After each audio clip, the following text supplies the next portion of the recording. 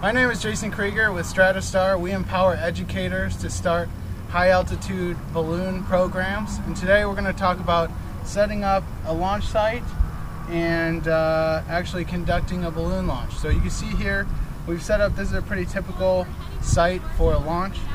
We put our helium tank here. We have our tarp down so that the balloon isn't punctured by anything that's on the ground.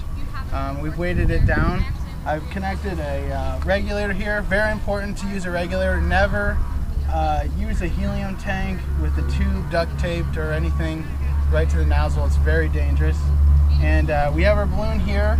I've set up a digital fishing scale as our lift scale. It's also our safety line to the balloon.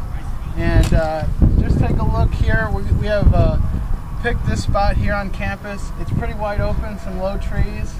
And this will give us enough room to take off. We actually, right here next to the building, we have wind that's kind of going over us at this time. So we're going to conduct a launch here. First step here is we're going to lay the balloon out on the tarp here, and you want to lay it out so the wind is going with the balloon. And try not to touch the thin part of the balloon here, as the oil in your fingers can actually deteriorate the latex slightly. So we'll just lay that out there. And then we're going to take our hose here, and we're going to put it in the neck of the balloon and use a zip tie just to slightly hold this hose in place so I don't have to hold it too tight, and we know that all the helium is going into the balloon. And you're going to later take the hose out, so you don't want it too tight, but you don't want to let the helium out.